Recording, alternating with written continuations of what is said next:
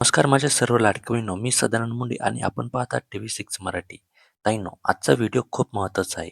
विशेषतः त्या महिलांसाठी ज्यांची मुख्यमंत्री माझी लाडकी बहीण योजनेमधील केवायसी अजूनही पूर्ण झालेली नाही. त्यामुळे कृपया हा व्हिडिओ शेवटपर्यंत नीट ऐका, कारण यातील प्रत्येक माहिती तुमच्यासाठी उपयोगी ठरू शकते. सध्या परिस्थिती अशी आहे की सरकारने केवायसीसाठी पुन्हा एकदा पर्याय सुरू केलेला आहे. पण हा पर्याय सर्वांसाठी नाही, हा फक्त त्या महिलांसाठी आहे ज्यांनी आधी केवायसी केली होती, पण प्रश्नांची उत्तरे देताना काही चुका झाल्या होत्या. म्हणून दुरुस्ती करण्यासाठी हा पर्याय उपलब्ध आहे. पण मोठा प्रश्न असा आहे की ज्या बहिणीची केवायसी सुरुवातीपासूनच झाली नाही, त्यांचं काय? खूप महिलांसाठी मला मेसेज करून सांगितलेलं आहे की त्यांनी 2-3 वेळा प्रयत्न केला, पण OTP वेळेवर आला नाही. काही वेळा वेबसाईटच उघडत नव्हती. शेवटच्या तारखेला इतकी गर्दी झाली की पोर्टल सतत एरर दाखवत होतं.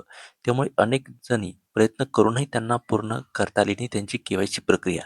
31 डिसेंबर 2025 ही अंतिम तारीख होती, पण त्या आधीचे शेवटचे 8 ते 10 दिवस इतके तणावपूर्ण होते की हजारो महिलांची केवायसी अपूर्ण राहिली. काही अंदाजानुसार 50 ते 60 लाख महिलांची प्रक्रिया पूर्ण झाली नव्हती.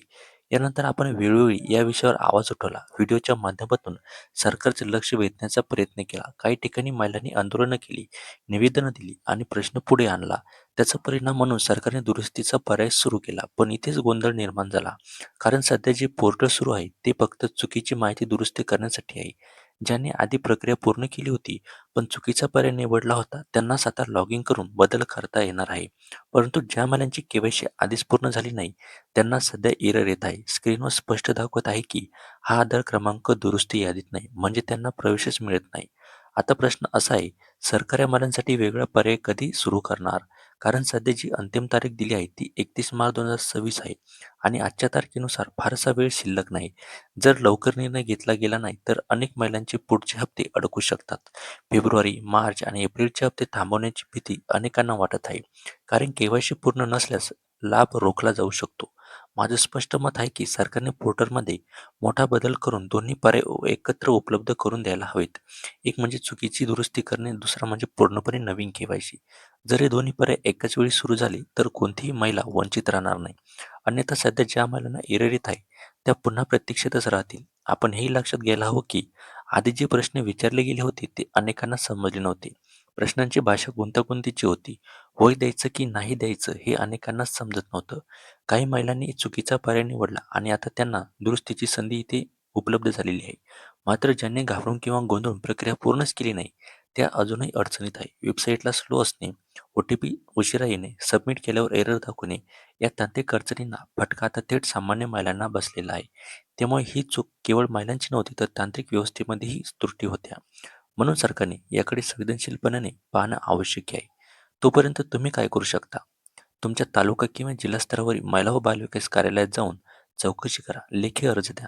तुमची अडचण तिथे नोंदवा, कारण प्रशासनापर्यंत आवाज पोहोचणे गरजेचे आहे. जोपर्यंत आपण शांत बसतो तोपर्यंत प्रश्न मागे पडतात, पण सातत्याने पाठपुरावा केला तर निर्णय लवकर होईल. मला असं वाटतं की सरकार तुम्हाला पूर्णपणे वंचित ठेवणार नाही, पण निर्णय घेण्यास वेळ लागू शकतो. त्यामुळे संयम ठेवणंही तितकंच महत्त्वाचं आहे.